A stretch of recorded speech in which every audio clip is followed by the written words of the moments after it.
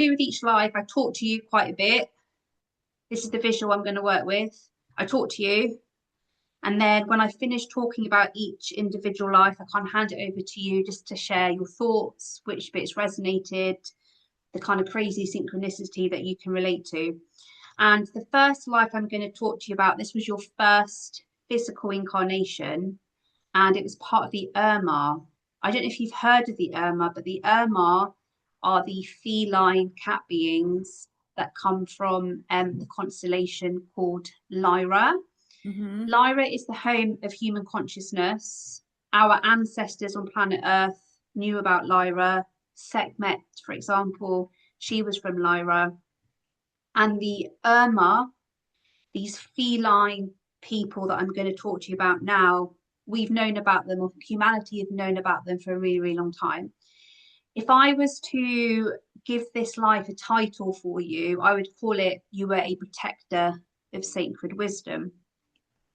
You were part of something called the House of Avion. So, the House of Avion were a particular group of feline being goddesses or priestesses.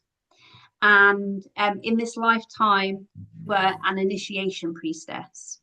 And kind of what the Akashic record showed me, you didn't just lead ceremonies, you actually helped souls, you guided souls through the different stages of consciousness, and you safeguarded that wisdom, because this kind of really divine sacred wisdom, you had to have reached a certain kind of level of spiritual evolution before you were able to kind of access that information, but you also had to make sure the information was used safely. And you can kind of see that's you there, you're the main kind of figure in the image. I do know you've got a son. That's your son next to you there. You've both been with each other for a really, really, really long time. I really feel that, you know. Oh God, that makes me really emotional. Always the way, lovely. It's yeah, it's and that's, I can't make you feel emotional. I believe when you feel those sort of emotions, it's like Mm. a It's a resonance. confirmation for me because I've been having loads of shudders and stuff when I say stuff, goosebumps when I know that it's confirmation of different stuff. And yeah, Um, so yeah, okay, I felt that. okay. So you were this initiation priestess, you were this guardian of this really sacred wisdom, and you kind of helped people when they were ready to start accessing this information. You'll see, this is what I'm going to talk to you about sacred geometry. You'll see behind you, there's this beautiful, I just can't believe you're wearing that top today, Mm. sacred geometry. And what I was shown was you would channel sacred geometry, because sacred geometry, it wasn't just pretty patterns, it was universal language. And Hmm. it was a way of holding and preserving ancient knowledge. Um, we are going to come back to sacred geometry because it shows up again for you um, in a different lifetime. And this lifetime as part of the Urmah, as this protector of sacred wisdom, it was a really, really long time ago. It was like such a long time ago. And that means, your soul has been around for a really, really, really long time. You're not just an old soul, you're an ancient soul that's been kind of working with humanity. Although these were cat beings, they were still humanoid because they stood upright. They were sort of still humanoid, even though they have these beautiful cat faces. I'm going to kind of move you forward a little bit in this lifetime before I kind of hand over for you to kind of give me some feedback. But you can see in this image, it was absolutely beautiful.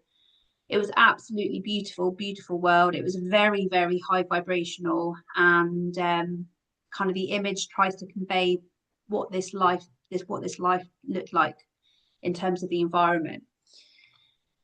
Now, unfortunately, this life took a bit of a dark turn, um, and you were caught up in something called I don't know if you've heard of the Lyra, like Draconian Wars.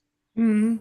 You have heard of them, have you? I have, yeah. Yeah, brilliant. So what happened was Lyra, this constellation, there were lots of different stars in this constellation. There were beautiful planets. Avion, where you live. There was Avalon, which is kind of Glastonbury in a way. Kind of they tried to create Avalon and Glastonbury. There was another place called Vega. It was a beautiful star system. The origins of humanity, we all originated from Lyra. And then the reptilians, they were based in the next constellation along, the Draco constellation, and they kind of were traveling through the universe, and they kind of discovered these planets within Lyra. And yeah, you've heard of the reptiles, the kind of like David Icke reptilian stuff that people talk about. And then what happened was the reptilians arrived. They said to the Lyrans, if you share some of your resources on your planet with us, we'll share with you some of our space technology, because they were really, really advanced when it came to space travel. Unfortunately, it was all a ruse. They had no intention to share anything. They wanted the planets, they wanted all the resources, and this horrible big war broke out. And you, my lovely, were unfortunately caught in it. So I don't know if you can see, there's a figure there on her knees. That Yes. figure represents you. And it's quite a horrible thing to say, but I know you can take it. And I had something very similar happen to me. You were captured. If you remember, I've just spoken to you about you were this protector of sacred wisdom. They wanted to get that information out of you. They wanted to know, they wanted you to share this information with them. Some of your people also fled, like your son fled. Some of the people fled. They were able to escape, and you knew where they were going. And that was something else these horrible dark beings wanted to get out of you. You refused to share any of the knowledge, and they actually removed your tongue, kind of as in punishment for you not sharing that information with them. So it's quite dark, this Yeah. last bit in this lifetime. But how this lifetime in as part of the Urmah will show up for you, I do feel you have a deep respect for truth, authenticity, and integrity. I don't know if you ever work with tarot, but the Hierophant in tarot is the card of a teacher, and I kept seeing the Hierophant kind of like clairvoyantly when I was looking at this life view in the Akashic records. If you could get your cards done, or you pull your own cards, if you remember the Hierophant coming up a lot, that would be like another, because I think you're here to teach. I don't think you're here just to hands-on people. I think you are meant to be teaching people. I think in this lifetime you're meant to be sharing much more of this ancient sacred knowledge that your soul remembers from this life in Lyra. And this will show up as knowledge that you just can't explain. It's like you'll just know stuff and you just don't really know how you know it. And that's because it's kind of deep soul memories from this lifetime, a really long time ago. I do know that you're connected to Sekhmet. I know, I'm so sorry about your little cat last year, but I know about your connection to the felines. And I also, because the tongue was removed, I felt, oh, Alicia's got there's issues going on with the throat chakra. And what I felt, I just swallowed then as I said it. And what I feel, this blockage around the throat chakra, it's like an energetical imprint of what they did to your tongue. And it could be feelings around like fear of being misunderstood, sometimes holding back your truth, your voice not always received by others in the way that you want it to, wounds around boundaries and self-expression. And you may also have your classical symptoms of issues in the throat chakra. I mean, you're an energy healer. I don't need to talk to you about the classic physical symptoms of a blocked throat chakra, but I feel they would have showed up for you, and they may still show up for you today. So that was kind of the first lifetime that I wanted to share with you. What are your thoughts? Yeah, well, obviously, I'm a big cat fan. If I could be a cat myself, I probably would. Yeah. And I got a new cat very short, quite, I'd say 6 weeks after Sky went, which is probably soon, but I just really missed the cat energy. And I was so heartbroken with, I mean, I still have bouts of tears now over her. She was such a lovely cat, and I miss her so much, but I did get another replacement cat. But yeah, I think that, and around my throat chakra, my inability to, because I mean I've got ADHD, so I have no problem communicating or talking, and sometimes I overshare my Okay. life, whether that's Right. connected to my throat chakra or not. But I think that my communication style has changed a little bit. I try not to be so, rushed and abrupt and excitable human being that needs to get all this stuff out, especially when I'm working with my business. Mm. um and I think that cutting people off as well in the last year or so has allowed me to sort of be a bit more solitude.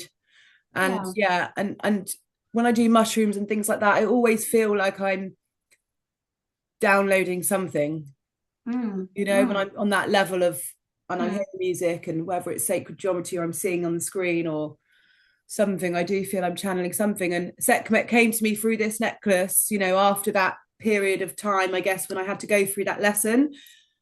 Because I always think, oh, what if it had come sooner, you know, because I'm like 43 now, 44. I wish I'd been in my early 30s when I'd started this business to try and, like, you know, reap the benefits of a growing business earlier. But I think everything happens at the right time, isn't it? So it wouldn't have been the right time. It wouldn't have been the right time for yeah. you back then. Yeah, it does. And I always feel like when I have this imposter syndrome about my business and I'm like, oh my God, what if it doesn't work? But I have this like inner feeling of, yes, I do have this knowledge to share, even though I'm not probably aware of it yet. But if I was to hear something, I talk about it and then I think I don't know enough about ancient. I mean, I don't know enough about the dynasties, I would say. I know more about the Sekhmet side of ancient Egypt and that kind of thing than the dynasties. But I think as I build my knowledge, it comes to me, or I just say stuff and I don't really know how I know it. I just kind of know. And I do feel like Heka has a place in this modern world right now to help people to connect with their affirmations and manifestation abilities. And I guess that's what I'm trying to teach people through a candle. I guess the oldest trade in the world, you know, it's a very sacred form of prayer, and that just that time with your candle in this beautiful vessel, you know. So I think that's where the teacher thing comes in. Your voice, and the great thing about me having all these visuals, because you have given me a lot of information there, and as you know, there are some charlatans out there that are very clever extracting information out of you and play it back to you 10 minutes later, and you're like, amazing. The great thing about me doing this all in advance is there can be no question. There can be absolutely no question where this information has come from. So hold that thought, because your voice does. We talk about your voice again, and I do firmly believe there are other ways that you should be using your voice where you're not right now. And then your comment about you don't know the dynasties, I wouldn't worry about that. I really wouldn't worry about that. It's more the knowledge. It's more the kind of it's the ancient knowledge, really, isn't it? It's not the 3D. This pharaoh was reigned from this. I wouldn't worry about that so much. It's more the kind of the initiation schools, the mystery schools. That knowledge is kind of what's really important. So this kind of links on nicely to the next life. If